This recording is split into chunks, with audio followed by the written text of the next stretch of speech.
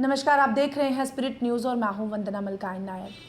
कल हमने आपको एक कहानी बताई थी जिसका हमने नाम दिया था, टाइटल दिया था असहाय माता पिता। आप मेरे पीछे देख सकते हैं तस्वीरों में। और इन लोगों को जब पता चला कि हमारी मीडिया फ्रेटर्निटी वहां तक पहुंच रही है तो इन्होंने कुछ इस तरह से नाटक किया जो हमने आपको स्टोरी दिखाई। लेकिन जब हमने इसकी जांच पड़ताल करनी चाहिए, हम इनकी बहू के घर गए तो वहाँ की हमने जब स्टोरी देखी तो बिल्कुल विपरीत निकला। आप इन तस्वीरों में देखिए इस वक्त किस कंडीशन में हैं। इनका कहना है कि इनके पति ने इन्हें काफ़ी पीटा है। हम आपको नहीं दिखा सकते तस्वीरों में क्योंकि कुछ ऐसी जगहों पर इनको लगी है जहाँ पर हम आपको नहीं दिखा सकते। बच्चा छोटा सा जिसे नहीं पता, लेकिन माँ को चुप कराता। नाम है बेटा आपका? मेरा नाम सूर्यवंश। हाँ, सूर्यवंश। सूर्यवंश। मम्मा को किसने मारा? किसने मारा मम्मा को? मेरे पापा ने। और बुड्ढी बुड्ढा मारता है। कैसे मारता है? बुड्ढी बुड्ढा मारता है। दादी बूट से मारता है। बुड्ढी बुड्ढा मारता है। बुड्ढी बुड्ढा भी मारता है। बुड्ढी बुड्ढा कौन? दादी दादू? दादी भी मारती है, बुड्ढा भी मारता है। बुड्ढा भी मारता है। क्यों मारते हैं? और मेरा पापा मारता है। पापा भी मारता है। आपको मारते हैं? आपको भी मारते हैं? कौन मारता आपको? मेरे पापा एक दिन बूट मारा था मुझे।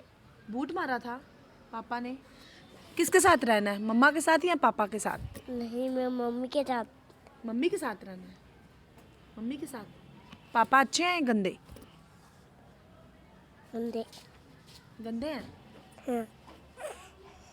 उस समय पापा शराब पीता था। पापा शराब पीते हैं? शराब पी के मम्मा को पीटते हैं? मारते हैं। कितना मारते हैं? मारते हैं। कितना कितना मारते हैं? पर पैसे मांगता है। पैसे मांगता है? किससे किससे पैसे मांगता है? मम्मी से। मम्मी से? फिर मम्मा पैसे देती? नहीं। हाँ, नहीं देती है। देती है? नहीं। फिर मारता पापा? शराब पी के मारता है। बड़ा मारता? हाँ। पापा गंदे या अच्छे? एक दिन मेरा पापा गिर गया था। कैसे गिरा था बच्चे आपके पापा? एक दिन अकेला गिरा था। अकेला गिरा? शराब पी के गिर गया? आज हम आपको एक ऐसी कहानी बताने जा रहे हैं जो बिल्कुल सच है, जो किसी किताबों से नहीं या सुनी सुनाई नहीं बल्कि सामने देखी हुई कहानी है, सामने देखी हुई स्टोरी है। तो चलिए, कहा जाता है बेटी बचाओ बेटी पढ़ाओ, लेकिन वहीं बेटियों का हश्र जो अब वो ससुराल में जाती हैं तो काफ़ी बुरा हश्र उनके साथ होता है। आज हमारे साथ एक महिला हैं जिनका नाम है सोनिया शर्मा। इनसे बातचीत करेंगे। इनके ससुराल वालों ने इन्हें काफ़ी पीटा है।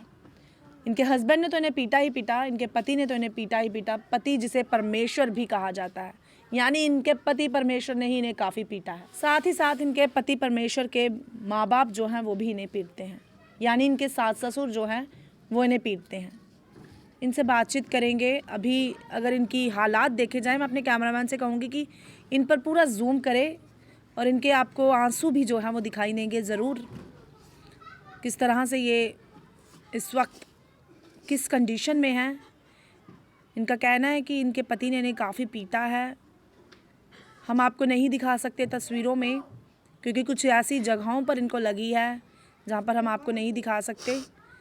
बच्चा छोटा सा जिसे नहीं पता, लेकिन माँ को चुप कराता हुआ।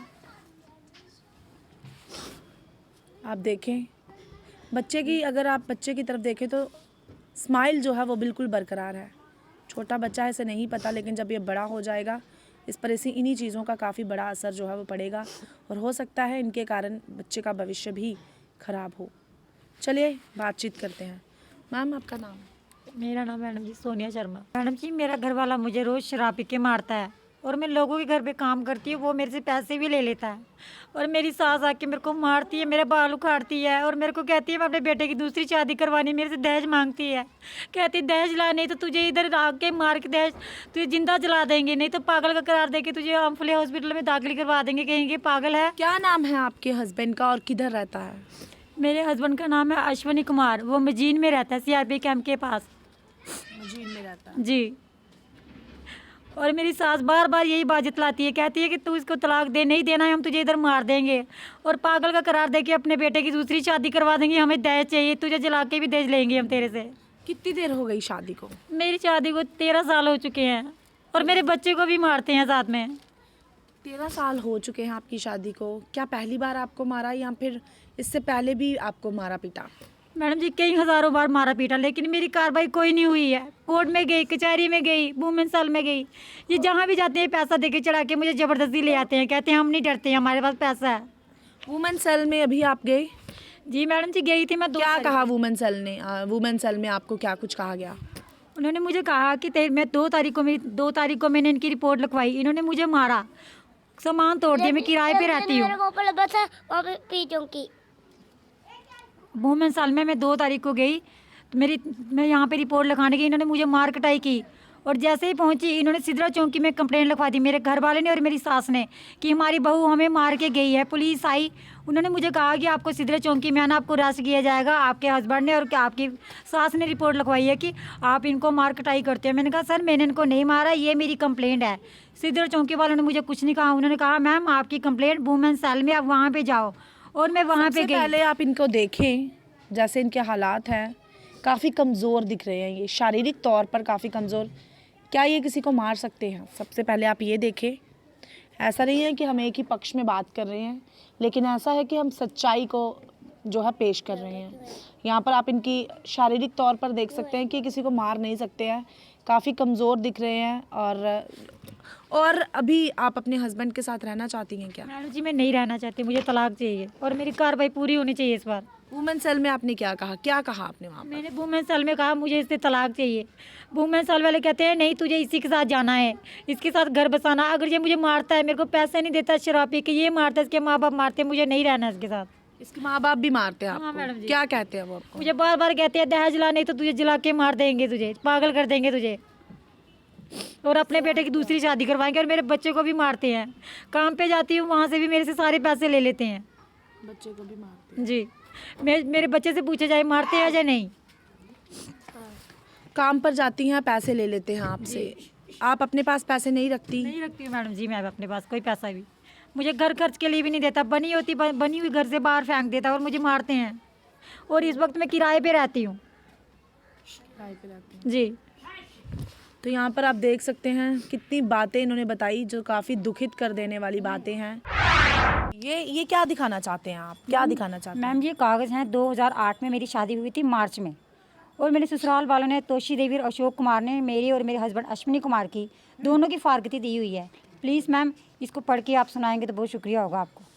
पढ़कर तो नहीं, ये काफ़ी लंबा चौड़ा जी है मैम। ये जो डीड है। जी मैम। तो हम जो है अपने कैमरामैन से कहेंगे कि इसको जो है थोड़ा सा यहाँ पर हाईलाइट करे और यहाँ पर दिखाए। ये फॉगटी जिसे कहते हैं वो दे चुके हैं, लेकिन अब इनका कहना है, सोनिया जी का कहना है कि अब वो हमारे पास क्या करने आते हैं? क्या हमें मारने पीटने के लिए वहाँ पर आते हैं? अगर हमें फॉरगती दे चुके हैं तो हमारे साथ कोई भी कंसर्न नहीं है उनका। तो ये आप देख सकते हैं यहाँ पर। और अगर वुमेन सेल में लेकर गए आप इसको? मैम नहीं लगाई है। आप लेकर जाए ना, आप लेकर जाए। मैम वो मानते ही नहीं है इस चीज़ को। क्या कहते हैं?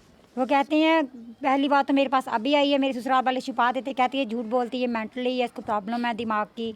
और इसके बावजूद 2011 में अगर इसमें लिखा हुआ है कि जो तोशी देवी और अशोक कुमार की अगर प्रॉपर्टी, आपके ससुराल वाले कहते हैं कि आप सुसाइड करने चले जाते हैं, इसलिए हमने आपको फागती दी है कि कहीं हम पर इल्ज़ाम ना लग जाए। क्या आपने सुसाइड किया था एक बार? नहीं मैम सुसाइड की बात नहीं, ये मुझे बार बार मारते हैं, मुझे तो सुसाइड जो रोज़ मरना है, इससे अच्छा एक बार मर जाऊँगी, सुसाइड तो मुझे करना ही पड़ेगा।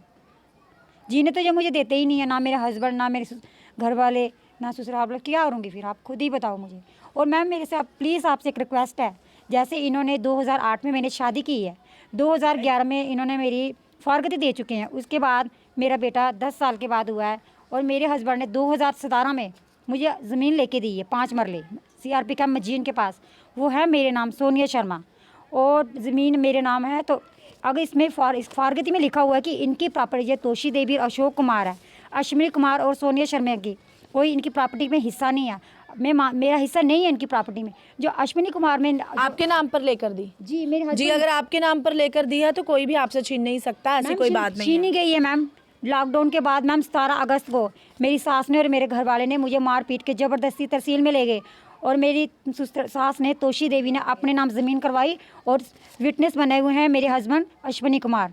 मैडम जी देखो मेरा घर भी चले गया और मेरा बेटा है, इसको मैं कैसे पालूंगी? मेरे पास तो घर रहने के लिए भी नहीं है, ज़मीन भी नहीं है।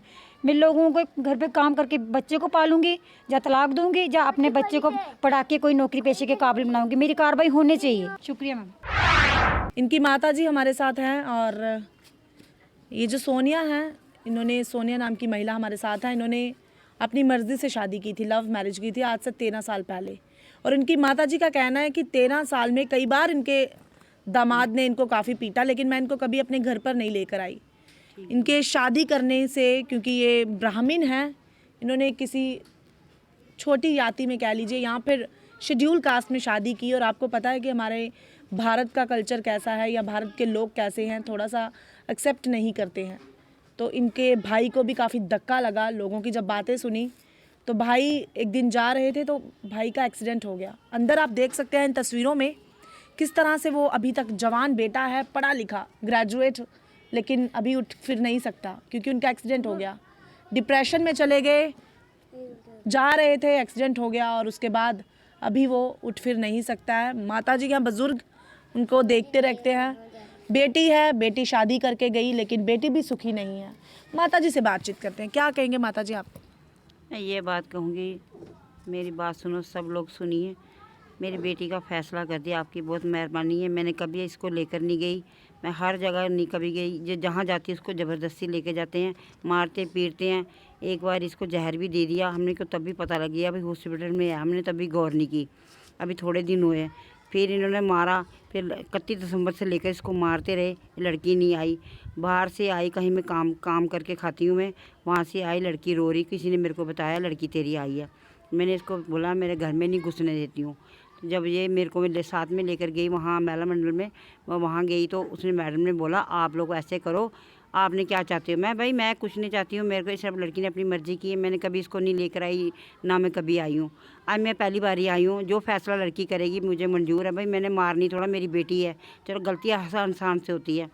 तो भाई आपके, उसने, मैडम ने बोला नहीं आप लोग ऐसे करो। इस लड़का बोलने का मैंने लेकर जाना, लड़की कहती मैंने नहीं जाना। तो मैडम कहने लगी नहीं जी इसको हम भेजेंगे, ज़बरदस्ती भेजेंगे। मैं, मैडम जी कल को कुछ हो जाएगा, आप जिम्मेवार हो। कहती हम क्यों जिम्मेवार होंगे, तुम्हारी लड़की गलत है। मैं ये पूछती हूँ, जब उन्होंने, उसकी सास ने मारा उसको देखो कितने मोटे हैं, और इनकी जान भी देखो, मीडियो में लाओ, उनको भी लाओ, इनको भी लाओ, ये मार सकती है।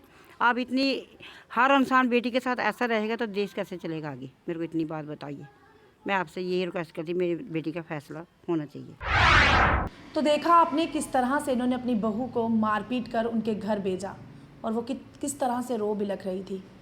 और अगर हम कल की ही बात करें तो हमें वहाँ पर सूत्रों के हवाले से खबर आई, जब हमने इनकी मदद करनी चाहिए, इन्हें रोटी लेकर देना चाहा, तो इन्होंने वो रोटी ही बेचकर उससे पैसे लेकर उसकी शराब खरीदी और उसे शराब पीकर वहाँ पर गाली गलौज भी की।